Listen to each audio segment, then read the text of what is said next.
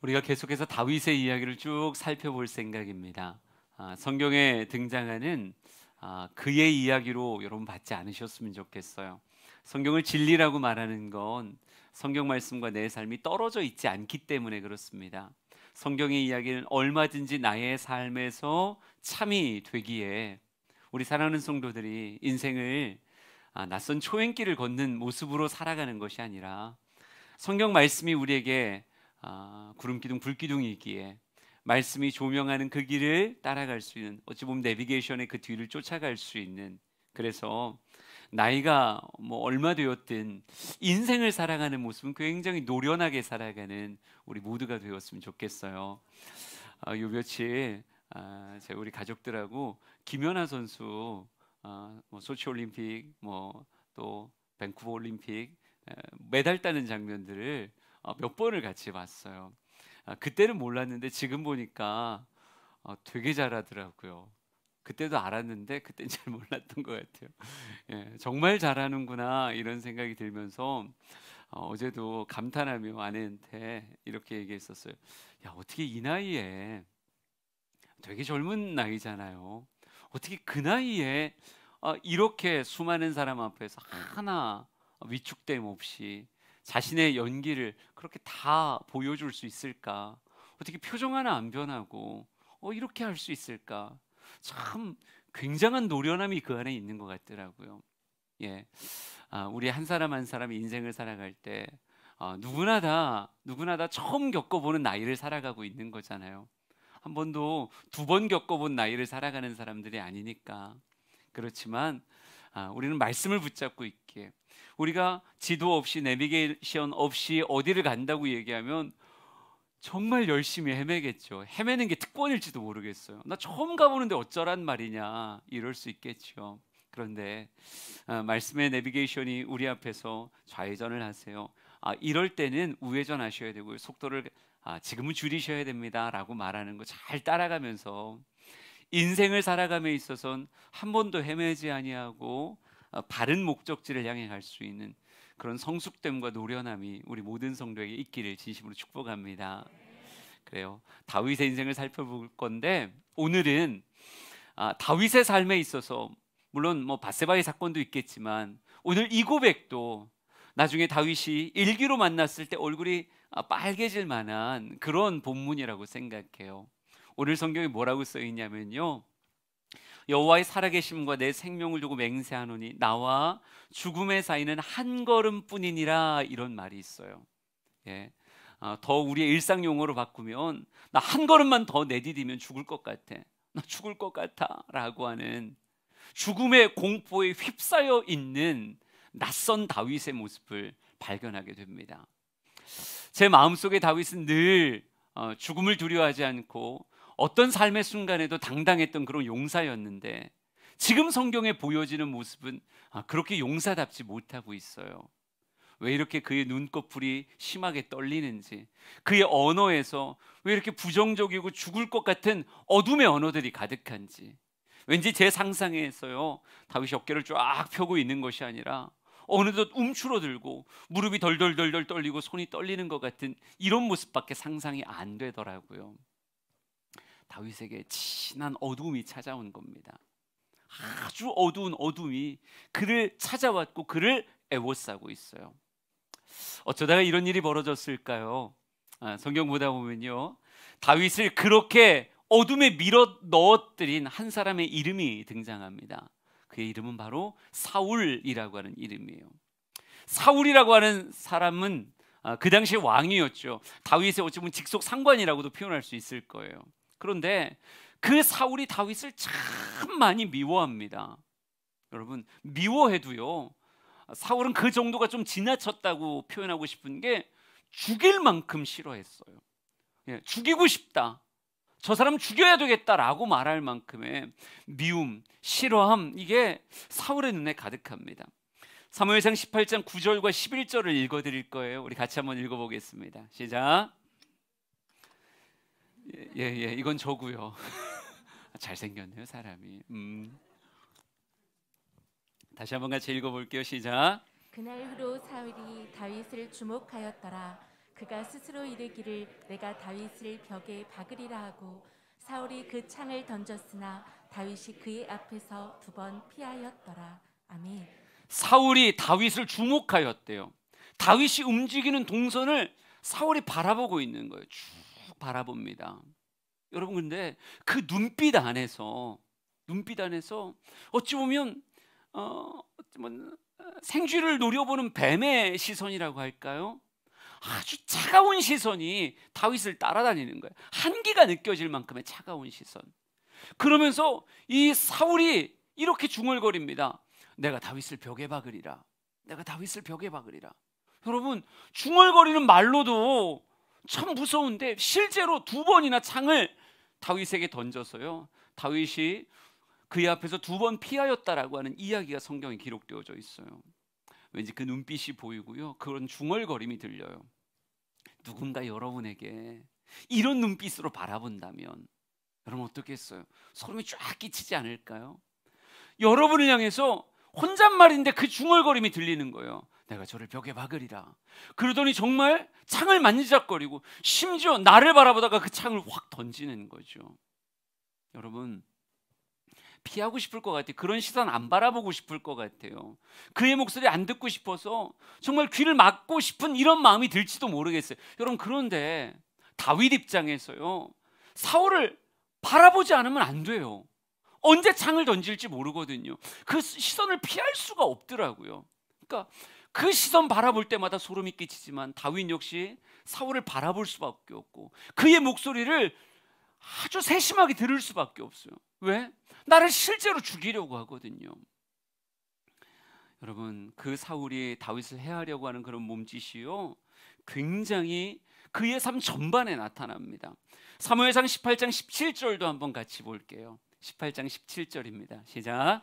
사울이 다윗에게 이르되 내 맏딸 메랍을 내게 아내로 주리니 오직 너는 나를 위하여 용기를 내어 여호와의 싸움을 싸우라 하니 이는 그가 생각하기를 내 손을 그에게 대지 않고 블레셋 사람들의 손을 그에게 대게 하리라 함이라.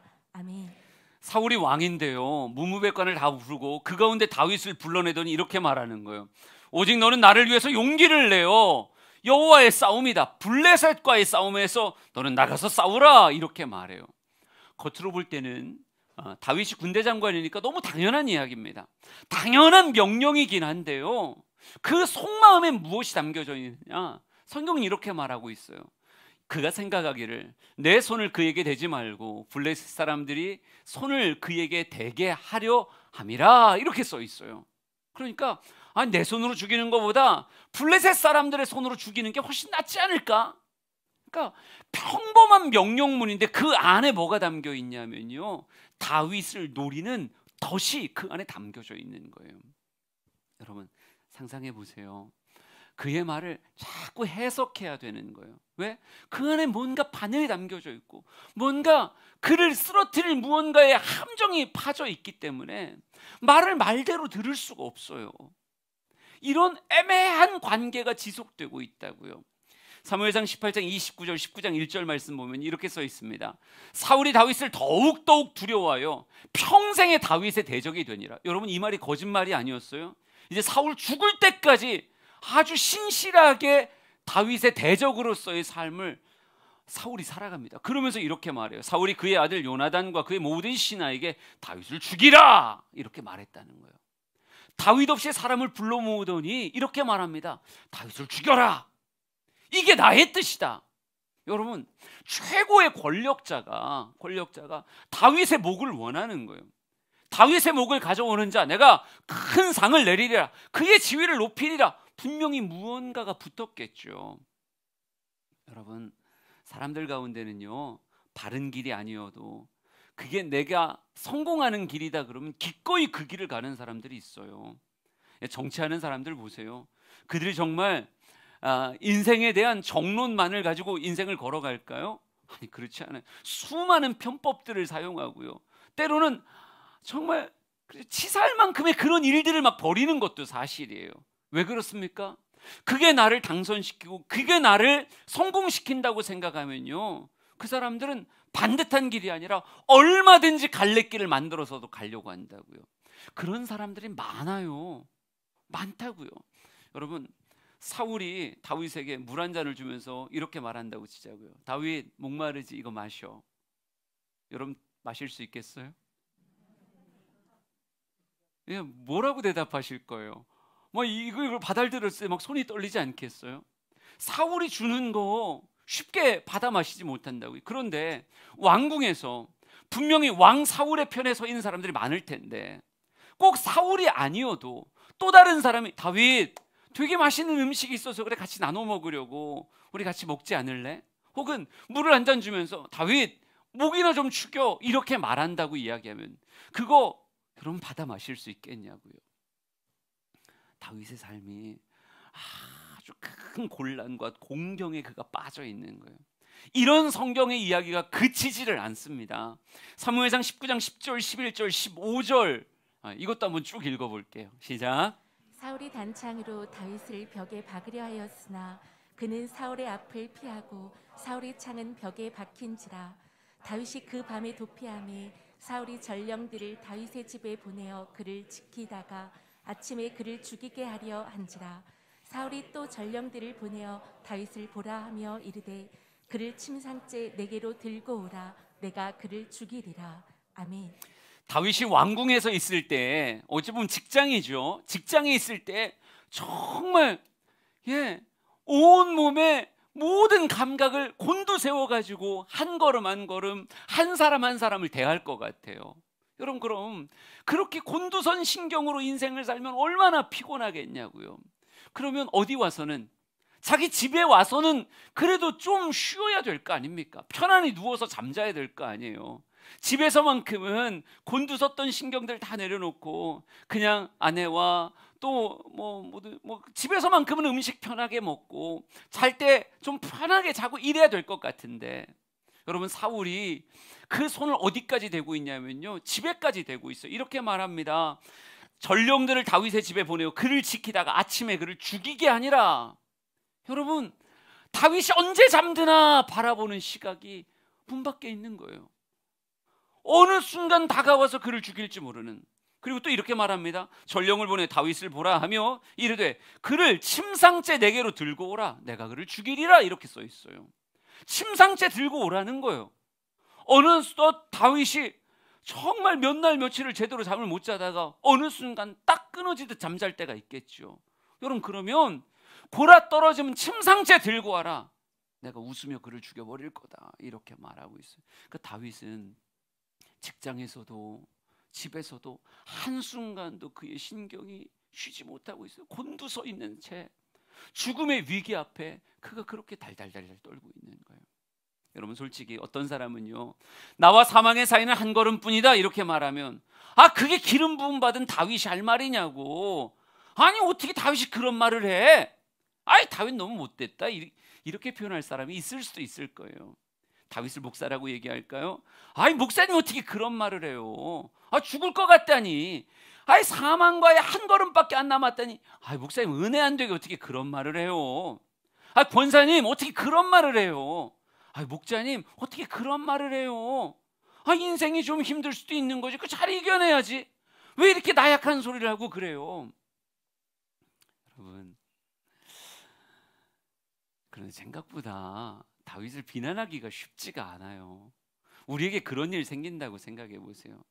우리에게 누군가 날카로운 말 한마디만 해도 비수같이 가슴에 꽂혀서 2박 3일을 잠도 못 잔 채 끙끙 앓는 게 우리들인데, 말의 비수가 아니라 정말 창이 눈앞에서 날아오는 거예요. 날 죽이겠다고.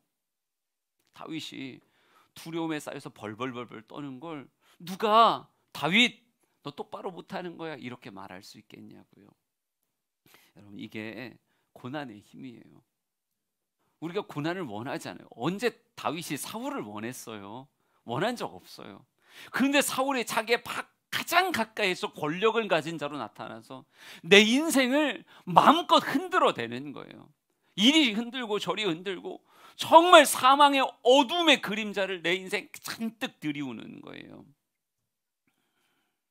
다윗을 변질시킨 거, 다윗에게 손가락질하기가 참 힘든 게 그를 애워싸고 있는 고난이 너무너무 힘들게 그를 옥죄고 있어요. 사무엘상 20장 3절 말씀을 다시 한번 읽어보겠습니다. 같이 읽어보죠. 시작. 다윗이 또 맹세하여 이르되 내가 내게 은혜 받은 줄을 내 아버지께서 밝히 알고 스스로 이르기를 요나단이 슬퍼할까 두려운즉 그에게 이것을 알리지 아니하리라 함이니라. 그러나 진실로 여호와의 살아계심과 내 생명을 두고 맹세하노니 나와 죽음의 사이는 한 걸음뿐이니라. 아멘. 알겠는데 충분히 이해돼요. 충분히 공감이 돼요. 나도 그런 일이 벌어지면 정말 너무너무 힘들 것 같다는 생각이 들어요. 여러분에게서 오미크론 확진됐어요. 어쩌고 저쩌고 누구랑 밀접 접촉자가 됐어요. 이런 소식이 요즘 우리 사역자 단톡방에 끊어지질 않아요. 청년부 안에서도 장년들도 청소년 가운데서도 이런 이야기들이 막 들려와요. 의연해야 되는데 당연히 잘 버텨야지라고 생각을 하는데도 어느덧 그냥 순간순간 마음이 이렇게 풀썩 꺾이는 것 같은 한 번 지나갔는데 또 오는 것 같은 막 이런 마음이 드니까 이제 다시 예배드릴 만하고 우리 성도들이 그래도 담대해져서 이제는 이겨가며 예배해야지 이런 모습들이 보이고 있는데 다시 이렇게 지난 어둠이 찾아오나 뭐 이런 생각에 마음이 풀썩 주저앉는 것도 사실이라고요. 우리는 고난을 원하지 않는데 고난은 얼마든지 우리에게 찾아와요. 때로는 환경으로, 때로는 육체의 건강으로, 때로는 관계 트러블로 이렇게 저렇게 고난이 찾아와요. 그래서 다윗도 힘들어서 이렇게 말하는 거예요. 그런데 그럼에도 불구하고 우리 마음에 그를 향한 이런 안타까움은 있지 않아요? 힘든 건 충분히 객관적으로 알겠어요. 공감될 만큼 사울이라고 하는 사람이 다윗을 죽이려고 애쓰는 건 우리가 눈으로 지금 보고 있으니까 참 많이 힘들겠다. 그래서 다윗이 그렇게 말하고 그렇게 표정을 짓고 그렇게 인생을 살아가는 건 알긴 알겠는데 그래도 내 마음속의 히어로 다윗은 뭐 하지 않았으면 그래도 이렇게 초라해지지 않았으면 이 마음이 우리 안에 있잖아요. 여러분이 저에게 기대하는 것도 그런 거 아니에요? 목사님 어떤 일이 벌어져도 목사님만큼은 그래도 약해지지 않았으면 좋겠어요. 막 두려움이 가득해서 벌벌벌 떨면서 그렇게 목회하지 않으셨으면 좋겠어요. 왜? 여러분의 마음에 기대치가 저에게 그렇게 있을 거잖아요. 저 역시 마찬가지거든요. 우리 사랑하는 성도들을 바라보며 마음에 원하는 기대가 원치 않게 경제적인 어려움도 지금 우리를 애워싸고 있고 육체의 건강에 대한 어려움도 우리를 애워싸고 있는 건 사실이에요. 그래서 때로는 두려움 가운데 덜덜 떨고 있는 모습이 이해가 안 되는 건 아니지만 그래도 그 시간이 너무 길어지거나 혹은 그러다가 제풀에 쓰러져 못 일어나는 모습이 있다면 그건 너무 큰 아쉬움이 될 거라는 이야기죠.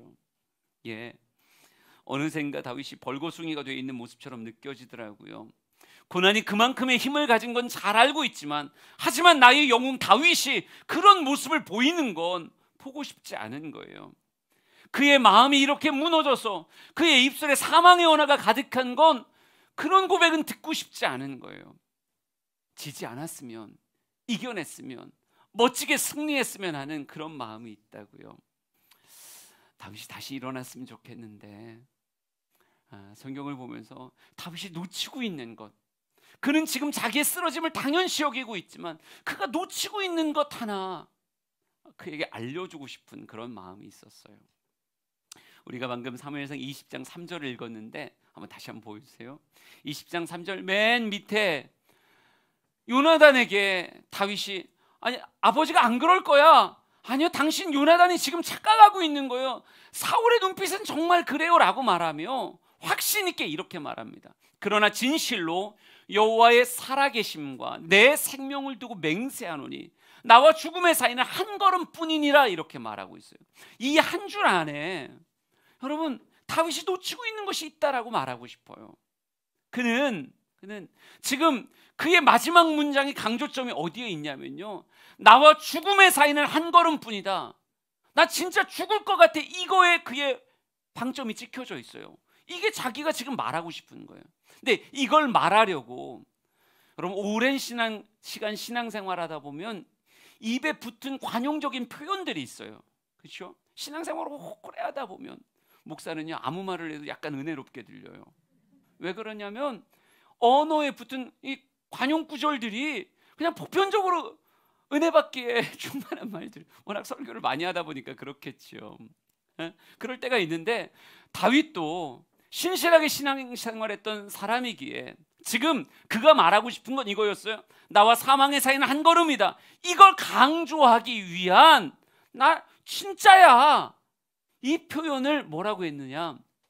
여호와의 살아계심과 내 생명을 두고 맹세하노니 여호와의 살아계심을 두고 맹세한다라고 말하며 그렇게 표현했다고요.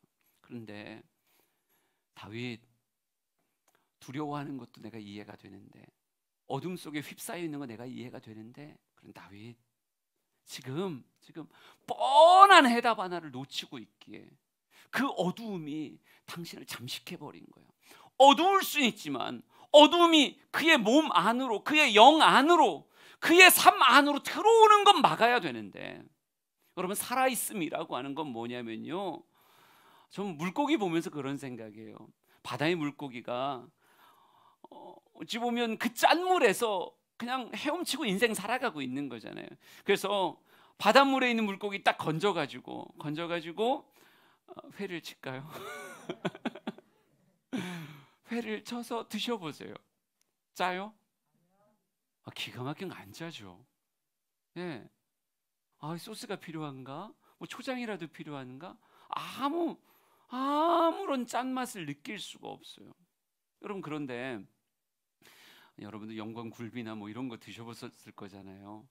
근데 그런 생선들은 이미 아주 짠기가 들어와가지고 우리가 먹는 거 아니에요? 근데 생선의 미학이죠. 살아있을 땐 그 짠물을 들이키고 뱉고 그 안에서 살고 있는데 하나 물들지가 않아요. 근데 뭐가 사라지고 나면요, 생명이 사라지고 나면 그대로 그냥 소금밭에 있으면 너무 당연하게 온몸에 소금기가 물들어 가기 시작한다는 거죠.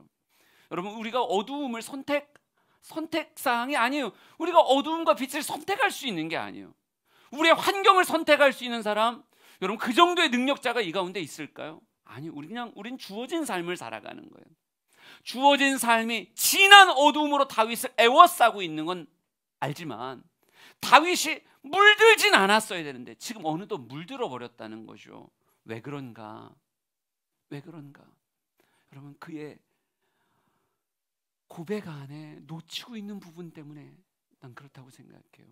지금 다윗 보면 어느샌가 다윗의 눈 안에 온통 담고 있는 게 사울이라고 하는 인물이에요. 사울의 눈빛, 사울의 언어, 사울이 행동하고 있는 모든 것들, 그것만 바라보고 있는 거예요. 다른 게 안 보여요. 오직 그것만 바라보고 있는 거예요.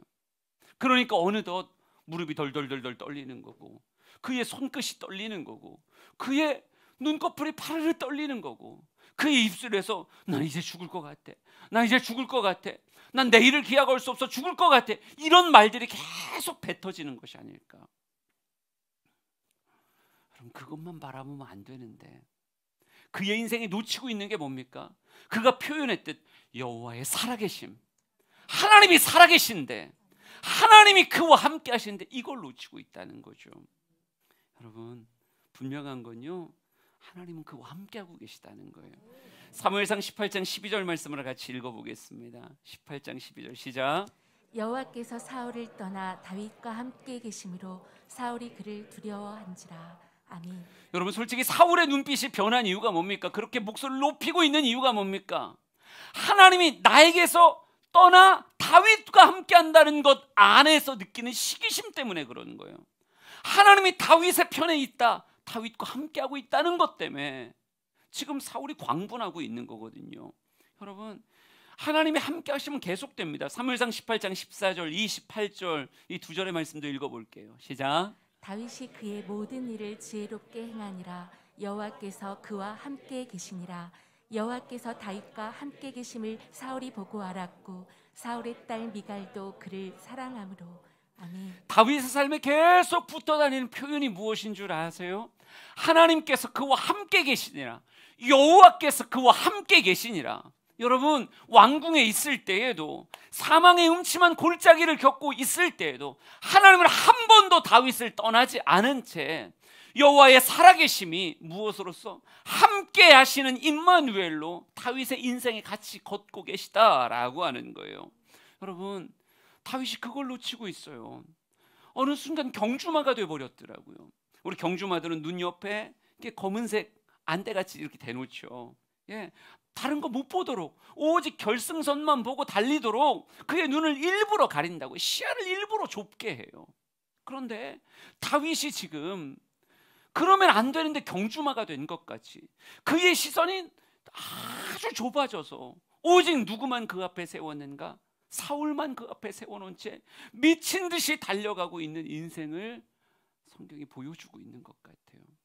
여러분, 그 시선 밖에 누가 계신데 하나님이 그와 함께 하시는데, 그의 마음을 붙잡을 수 있고 그의 삶을 붙잡아 줄 수 있는 하나님이 그의 곁에 계신데 다윗이 너무 사울 하나만 바라보고 있는 것이 아닌가. 하나님은요, 솔직히 지금 다윗이 놓치고 있는 거지, 하나님의 살아계심은 결코 그저 같이 있어 주시는 그런 수동적인 모습만 있는 게 아니에요. 굉장히 능동적이고 적극적으로 함께 하실 뿐 아니라 다윗을 보호하시는 일들을 해오고 계셨습니다. 사무엘상 19장으로 갑니다. 1절 4절 말씀을 같이 볼까요? 시작. 사울이 그의 아들 요나단과 그의 모든 신하에게 다윗을 죽이라 말하였더니 사울의 아들 요나단이 다윗을 심히 좋아하므로 요나단이 그의 아버지 사울에게 다윗을 칭찬하여 이르되 원하건대 왕은 신하 다윗에게 범죄하지 마옵소서. 그는 왕께 득죄하지 아니하였고 그가 왕께 행한 일은 심히 선함이니이다. 아멘. 여러분, 사울은 다윗을 죽이려고 하지만요, 어찌 보면 권력 서열에 있어서는 2인자죠. 요나단은 무엇하려고 그래요? 생명 걸고 다윗을 살리려고 하고 있어요. 물론 왕이 더 높을 수는 있을지 모르겠지만 더 많은 사람의 마음은 요나단이 갖고 있을지도 모른다고요. 예, 사울이 날 죽이려고 해. 여기가 끝이 아니에요. 하나님은 요나단을 통해 어떻게든 다윗 살리겠다라고 말하며, 감히 다윗이 왕 앞에 할 수 없는 말을 다윗의 변호자가 되어서 왕 앞에, 다윗이 도대체 무슨 근거로 당신이 그를 해하려고 합니까? 다윗은 소중한 사람입니다. 이 민족의 영웅입니다. 살려야 됩니다. 온갖 말들로 사울을 설득하려고 하는 그런 요나단을 곁에 붙여주셨더라고요. 또 뿐만 아닙니다. 사무엘상 19장 11절 12절 말씀 읽어볼까요? 같이 읽습니다. 시작. 사울이 전령들을 다윗의 집에 보내어 그를 지키다가 아침에 그를 죽이게 하려 한지라. 다윗의 아내 미갈이 다윗에게 말하여 이르되 당신이 이 밤에 당신의 생명을 구하지 아니하면 내일에는 죽임을 당하리라 하고 미갈이 다윗을 창에서 달아내리매 그가 피하여 도망하니라. 아멘. 똑같죠. 사울의 딸 미갈도 누구를 살리려고 하는 거예요? 다윗 살리겠다고. 주변을 살피고 상황을 살피며, 다윗 지금이에요. 지금 당신의 생명을 구해야 됩니다. 내일까지 시간을 두면 안 돼요. 그를 살리기 위한 최선의 행동을 미갈이 하고 있다고요. 여러분, 사울의 말을 듣고 나를 죽이려고 하는 전령들도 있지만 하나님의 기가 막힌 일하심 가운데서 요나단이, 미갈이 다윗을 살리기 위한 일들을 그 곁에서 충실하게 행하고 있다라고 하는 거예요. 그러니까 다윗 곁에는요, 사울만 있는 게 아니에요. 그가 표현했듯 살아계시고 역사하시는 하나님이 누구 곁에 계시다? 다윗 곁에 있다라고 하는 거죠. 여러분, 하나님의 말씀이 진리라니까요. 우리의 인생도 마찬가지예요.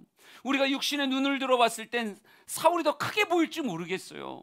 그리고 그것만 바라보고 있으니까 그게 전부같이 느껴질지도 모르겠어요. 그러나 다윗의 인생을 한 걸음 떼서 우리가 성경으로 볼 땐 다윗 아니야, 사울만 있는 게 아니야. 당신의 곁에 누가 있어?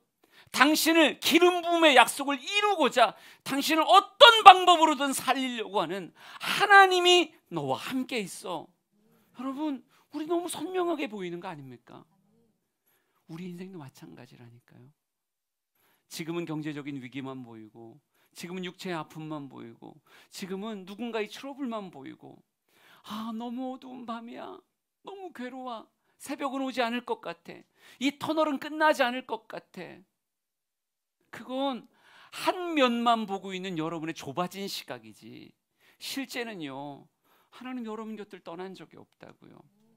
하나님은 한 번도 여러분을 곁을 떠나지 아니하고 여러분이 살아갈 수 있고 이 터널을 버텨나갈 수 있게, 이 어둠을 새벽까지 버틸 수 있게 하시는 하나님의 일하심을 여러분의 곁에 두고 계시다. 요나단을 주시고요, 미가를 주시고 하여간 살아날 수 있는 길을 우리 곁에 주고 계시다라고 하는 거죠.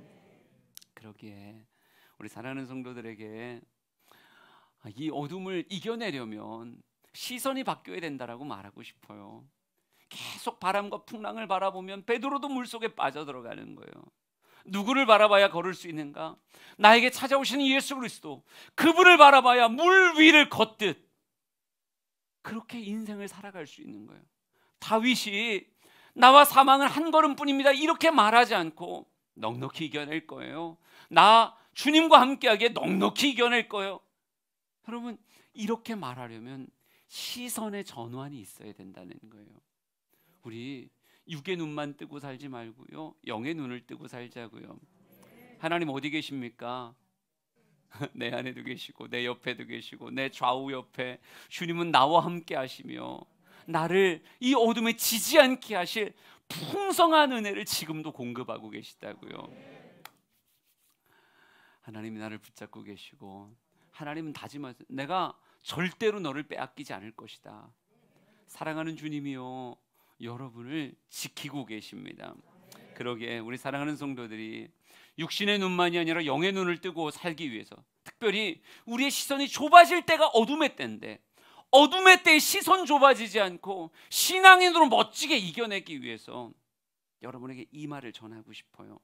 야고보서 5장 13절과 시편 91편 15절의 말씀입니다. 우리 크게, 우리 다 같이 정신 차리고요, 박수 3번 시작. 저 바라보세요. 저 바라보세요. 지금 수련회하는 느낌이에요. 빨리 저 바라보세요. 엉뚱한 데 시선 두지 말고 성경 말씀 크게 읽는 겁니다. 시작. 너희 중에 고난당하는 자가 있느냐? 그는 기도할 것이요 즐거워하는 자가 있느냐? 그는 찬송할지니라. 그가 내게 간구하리니 내가 그에게 응답하리라. 그들이 환난 당할 때 내가 그와 함께하여 그를 건지고 영화롭게 하리라. 아멘. 우리 눈 옆에 자꾸 차단시키는 좁아짐이 자꾸 느껴진다면, 어둠이 찾아와서 내 시야가 좁아지고 그것만 보인다는 게 느껴진다면, 여러분 이걸 꺾어야 될 거 아니에요. 이걸 꺾어야 더 넓게, 더 놀라운 하나님의 일하심을 확인하며 이 터널을, 이 어둠을 이겨나갈 거 아닙니까? 그러기 위해서 그 내 눈 곁에 있는 그 막을 꺾어낼 수 있는 비결이 무엇인가? 성경은 아주 심플하게 말하고 있어요. 너희 중에 고난 당하는 자가 있느냐? 그는 기도할 것이요. 여러분, 하나님이 안 보일 때가, 어느 순간 내 눈에 뭔가가 덮여 있구나, 이걸 벗겨내야 되는데, 여러분 그 거룩한 수술, 이게 벗겨지는 수술은 딱 하나밖에 없어요. 기도하는 것밖에 없어요. 기도해야 내 눈을 자꾸 침범해오고 나를 좁아지게 만드는 이 시야를 다시 넓혀낼 수 있다는 거예요. 그러니까 고난 가운데 기도라고 하는 건요, 이건 너무 명백한 처방전이에요. 우리가 병 걸리면 당연히 의사 찾아가야 되고, 평상시에 누가 약을 먹어요? 안 먹죠. 하지만 정말 처방을 받아서 이게 살 길입니다 그러면 약의 맛을 따지는 사람은 그건 너무 유치한 거죠. 이게 심지어 쓰더라도 무엇해야 되는 거예요? 먹어야 이 병에서 빨리 벗어날 수 있는 거예요. 여러분 똑같습니다. 고난이 닥쳐오면요, 기도가 잘 안 돼요. 이게 고난의 힘이라니까요. 고난 가운데 누가 기도가 즐겁다는 사람이 있어요? 그게 절대 쉽지 않습니다. 즐거워지기 위해서는 꽤 긴 시간을 기도로 버텨야 되는데, 그 버텨가는 시간들이 생각보다 쉽진 않아요. 하지만 그게 처방전이라고요. 고난을 이겨갈 수 있는, 고난이 지지 아니하고 여전히 강성하게 그 고난을 버텨내려고 한다면 여러분에게 주어지는 처방전은 하나예요. 고난당하는 자가 있느냐? 너희 중에 고난을 느끼는 자가 있느냐? 시선이 좁아지고 사울만 보이는 자가 있느냐? 오직 그의 말과 그의 눈빛만 묵상되는 자가 있느냐? 그러면 그는 기도할 것이라. 고난이 느껴지면 기도하러 오히려 주님께 더 달려나가는 우리가 되기를 원합니다. 삶의 어둠이 찾아왔다 느껴진다면 기도할 때인 거예요. 더 기도해야 되겠다. 주중에 올라가서라도 기도해야 되겠고, 겟세마네 올라가서라도 기도해야 되겠다. 내가 하나님 앞에 부르짖으며 하나님 앞에 기도해야 되겠다. 혼자면 기도가 안 되니까 같이 모였을 때라도 더 크게 주여 부르짖으며 내가 기도해야 되겠다. 여러분, 장담합니다. 기도하는 자가 그 고난을 이길 수 있습니다. 요즘 욥기 묵상하느라 힘드시죠? 네, 욥기가 두꺼워요. 여러분, 두꺼운 이유가 뭘까요? 욥에게 감히 이야기하자면요, 욥, 사람들 붙잡고 얘기해봐야 소용없어. 사람하고 붙잡고 아무리 쏟아놔봐야 당신 어둠을 이길 수 있는 힘이 주어지는 게 아니야. 욥, 그 시간에 기도했으면 욥기가 짧아졌어. 차라리 그 시간에 기도했으면 하나님 앞에 정말 탄원식 고백하듯 시편 기자들과 하나님 나 죽을 것 같아요 라고 말하면서 간절히 굴에 들어가서 기도했으면 오히려 짧아졌다고 말하고 싶어요. 그가 내게 간구하리니 내가 그에게 응답할 것이다. 그들이 환난 당할 때 내가 그와 함께 할 것이고 그를 건지며 영화롭게 할 것이다. 우리 사랑하는 성도들이 하나님을 가깝게 누리기 위해 더 기도하는, 어둠의 때니까 우리는 더 기도해야 되는 거예요. 기도가 약해지지 않는 여러분 되길 원합니다. 시편 91편 2절에서 6절 마지막으로 읽어볼 겁니다. 한번 크게 읽어보실래요? 시작. 나는 여호와를 향하여 말하기를 그는 나의 피난처요 나의 요새요 내가 의뢰하는 하나님이라 하리니 이는 그가 너를 새 사냥꾼의 올무에서와 심한 전염병에서 건지실 것이미로다. 그가 너를 내가 그의 날개 아래에 피하리로다. 그의 진실함은 방패와 손 방패가 되시나니 너는 밤에 찾아오는 공포와 낮에 날아드는 화살과 어두울 때 퍼지는 전염병과 밝을 때 닥쳐오는 재앙을 두려워하지 아니하리로다. 아멘. 아멘. 시편 91편에 나가, 진짜 나가 되셨으면 좋겠어요. 예. 그의 고백이 아니라 나의 고백. 여러분, 우리에게도 밤에 찾아오는 공포가 있고 낮에 날아드는 화살이 있어요. 어두울 때 퍼지는 전염병이 있고요.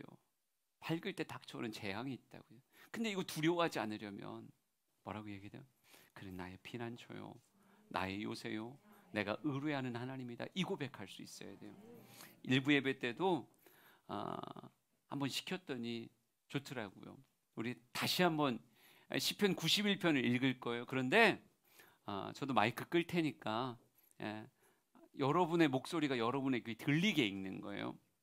선포하듯 나의 다짐을 선포하고 나도 그렇게 이겨낼 거라고 하는 선포를 담아서 우리 크게 한번 읽고 그리고 기도로 나아갑시다. 다시 2절에서 6절까지 준비 시작.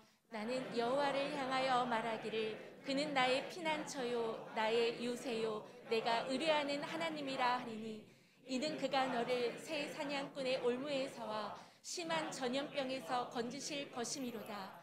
그가 너를 그의 깃으로 덮으시리니 내가 그의 날개 아래에 피하리로다.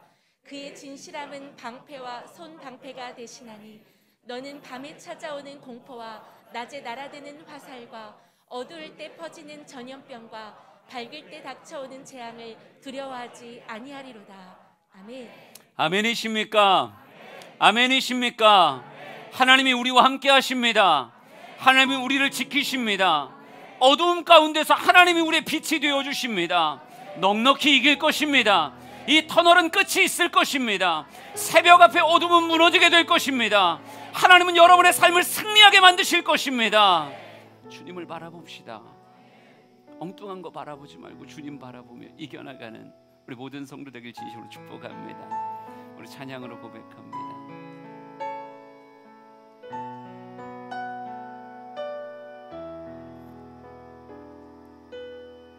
나의 영혼이 잠잠히 하나님만 바라미요. 나의 구원이 그에게서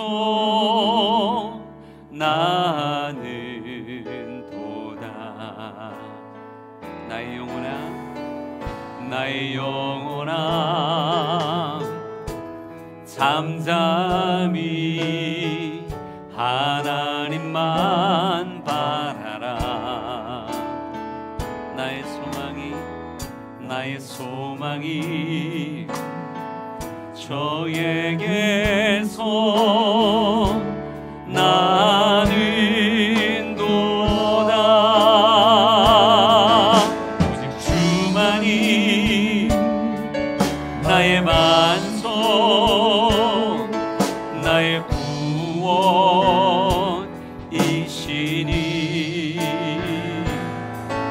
오직 주만이 나의 산성,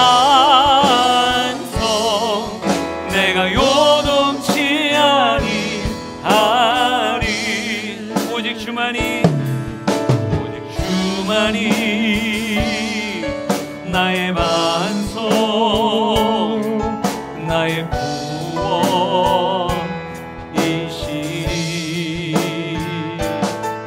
오직 주만이 나의 산성, 내가 요동치 아니하리. 나의 구원, 나의 영광, 나의 구원, 나의 영광 하나님께 있으니. 내 힘의 반석과 피난처 되시네.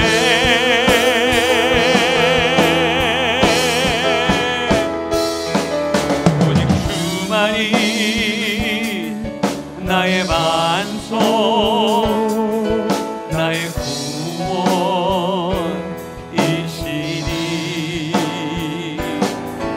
오직 주만이 나의 산성, 내가 요동치 아니하리. 우리 시간 같이 기도합니다. 하나님, 찬양의 가사가 아니라 나의 삶의 고백입니다.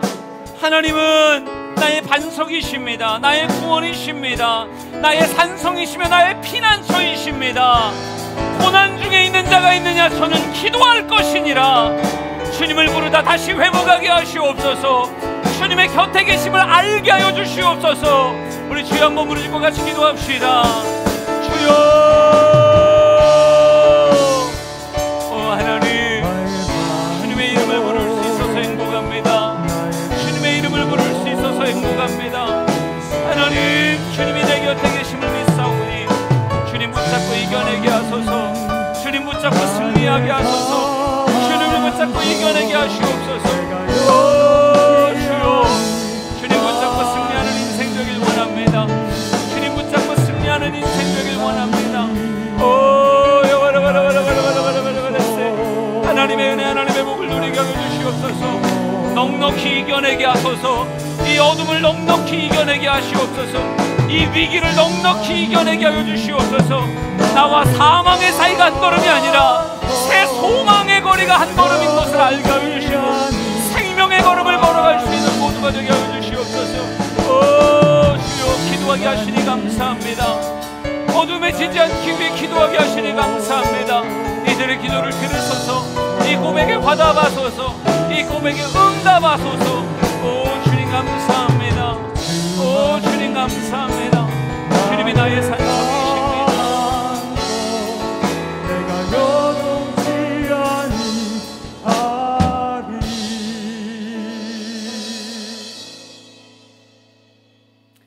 너는 낮에 찾아오는 공포, 낮에 날아드는 화살, 어두울 때 퍼지는 전염병, 밝을 때 닥쳐오는 재앙을 두려워하지 아니하리라.